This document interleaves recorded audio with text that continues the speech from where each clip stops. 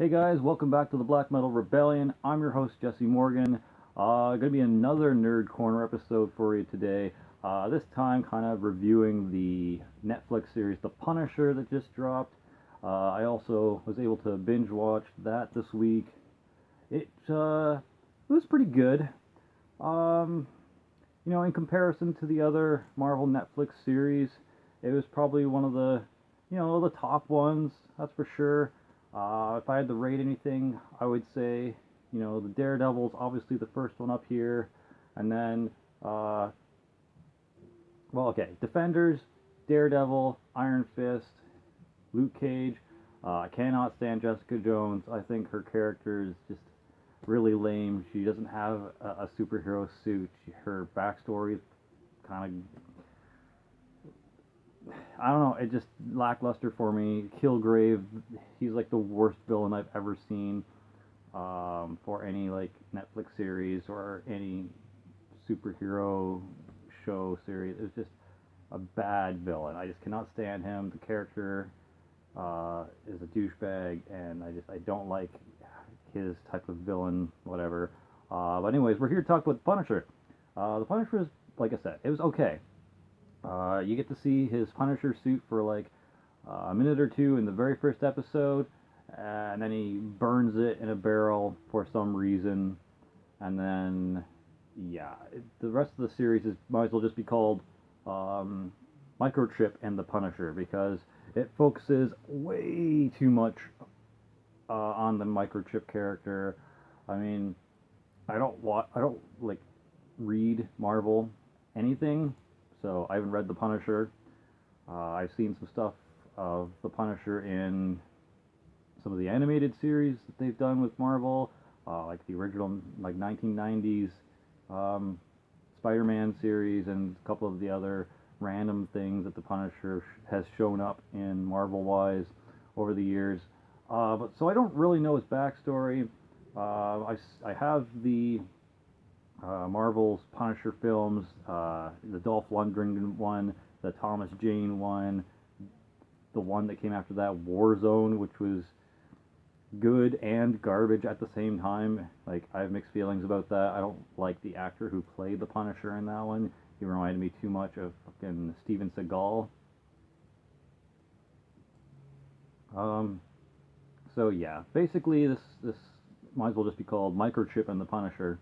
And the reason why I was talking about why I haven't seen too much or read too much of the comics is because I know that Microchip or Chip, as I think he's supposed to be called, or maybe just Micro. Either way, um, I know the character is like pretty much involved with a lot of things that the Punisher does. He's got that van, he's got like the tech setup, he's got this and that. Um, but I do not think that they should have focused so much on Microchip in this thing. They focus too much on him. They focus too much on his family. They focus too much on like his backstory and all the shit that surrounds him. Like if the show's called The Punisher, your number one fucking deal should be like showing like the Punisher's backstory, how he got the way he is, maybe fill in the gaps between his appearance on Daredevil and where he is now. Some of it was filled in, but some of it really wasn't. You kind of start off on the series, and he's like got kind of longer hair and kind of like a beard going on, and he's just consistently smashing a wall with a sledgehammer for like two or three episodes. That's like pretty much what you see him doing. Is just smashing a wall with a sledgehammer, and everything else that's going on around him is being built up, and he maybe does one or two things Punishery, like this couple of dudes on this construction site is getting into some sort of like trouble with a loan shark, and they try to recruit a team. One of the people on the construction site kind of befriends Frank Castle, the Punisher. Um, so I guess when he gets in trouble, the dude that befriends him with that gang that tries to get some money back to pay the loan shark, and shit goes down with him. Frank steps in and deals with the two other idiots and saves the guy that they're beating the shit out of because of the mission going wrong. And so yeah, that's kind of Punishery. Like he does like lay some justice down, gives them a good beating. I'm pretty sure he like almost kills at least one of the members, if not does kill one of the members. Um, and he does so with the sledgehammer. So that's pretty brutal, pretty cool. Like for this series, there is a lot of blood. There is a lot of brutal beatings and gun scenes and injuries and just people getting fucked up left, right, and center. But there's also kind of like a few scenes that, as Netflix Marvel shows do, they just kind of drag on, and there's scenes that just could have been cut down a little bit more. There's just they kind of just go on and on and on with certain scenes that you're just like, okay, next, let's go. Like, come on, like, what are you doing? And like, I'm just sitting there like waiting for some fun shit to happen. Sometimes. So yeah, I don't know. My big deal with, if you know already by watching these series, is that when I see superhero shows, I want to see superhero outfits. I want to see superheroes. I want to see fucking like super villains doing super villainy things, not just average, civilian dressed people doing whatever. Like it just disappoints me so much when I see these shows and they don't have that. That's what happens in the show. There's no super villains. There's no super villain costumes. Spoiler alert: Frank gets his skull bulletproof vest thing at the last 2 episodes, I think, the last 2 or 3 episodes. So you might see his actual Punisher outfit for a maximum like of half an hour worth of screen time in this entire like 13 episode, 45-minute long episode, like each episode series. So that's kind of a pain in the ass, and I was disappointed in that, that's for sure.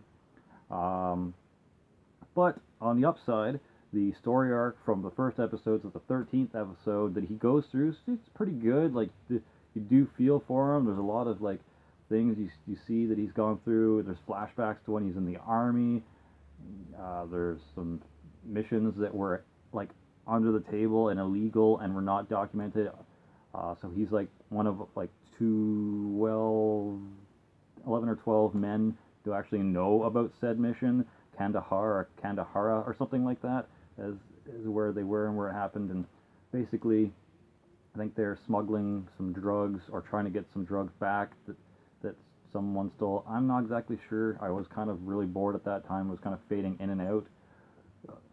There's some kind of like backstory to show you who potential villains were. Villains, basically just dudes in like military outfits, if you want to consider that a villain. But yeah, because like Frank gets pissed off with this tactical guy that comes down and says, you're going to do this mission, you're going to do it off the books, blah blah blah. Frank has a problem with it. He knows it's a trap. Lo and behold, they go in. It is a trap. They get fucked up.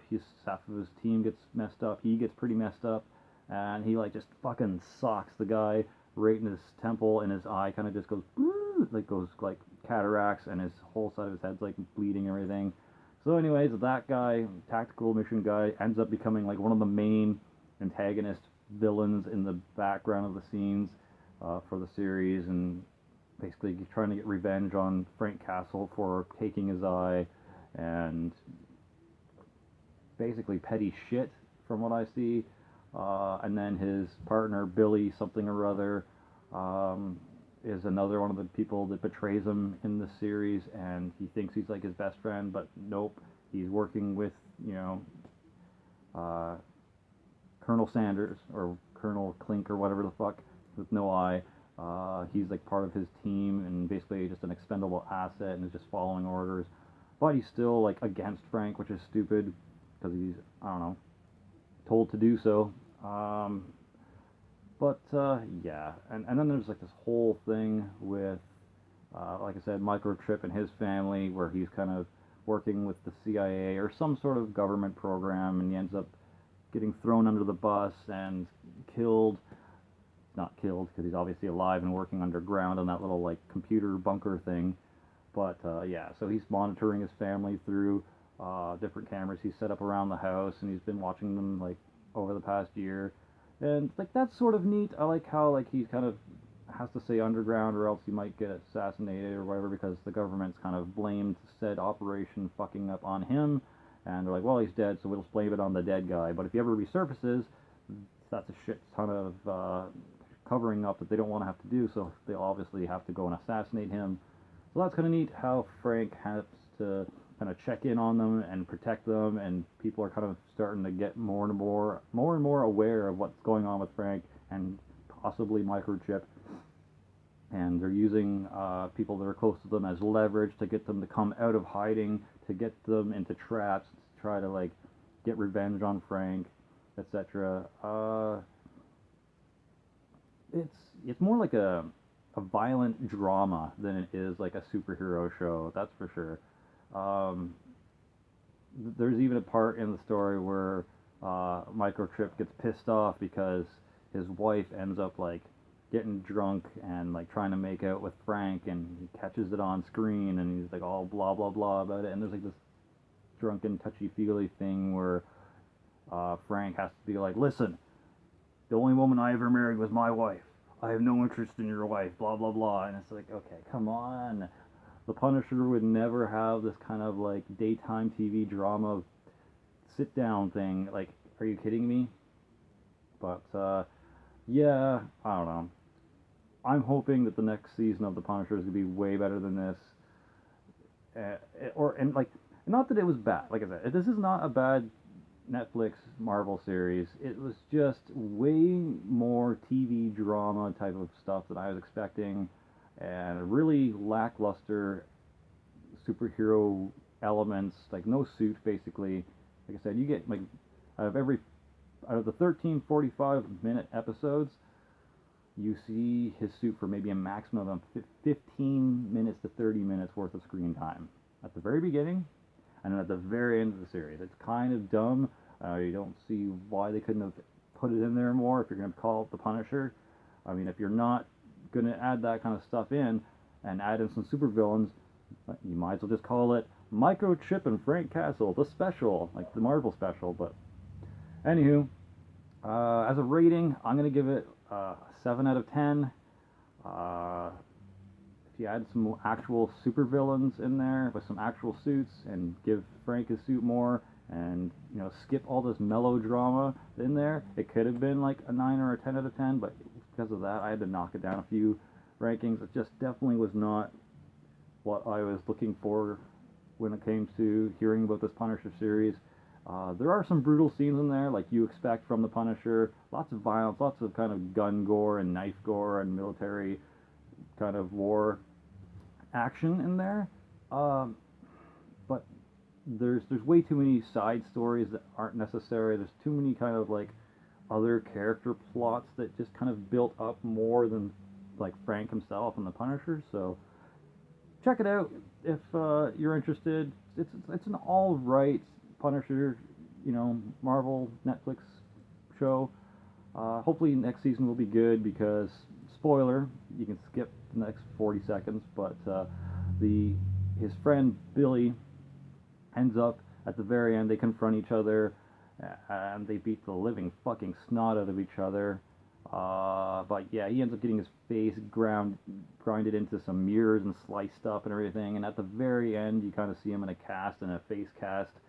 And you're like, okay, it's setting up the Jigsaw character that you saw in Punisher Warzone. So next season is obviously going to be dealing with Jigsaw versus the Punisher. Hopefully that'll be a little bit better. Hopefully it'll be kind of more superhero versus supervillain, or anti-hero versus supervillain kind of deal. Maybe you'll see a couple of the other Marvel Netflix characters come in and out. Maybe Daredevil will have to help out because Jigsaw's rallied up an army or some sort of like hit team. I would love to see Crossbones and Jigsaw work together against the Punisher, but that's probably not going to happen since Marvel's kind of like has a stranglehold on certain characters right now. Anywho, that's my review and thoughts about the Punisher series that I've binged this week. Go watch it. It's worth watching, that's for sure. It's better than Jessica Jones and Luke Cage. That's for damn sure. So check it out. Let me know what you guys think of it. Have you binged it yet? Do you plan on binging it? Is binging a thing that you do?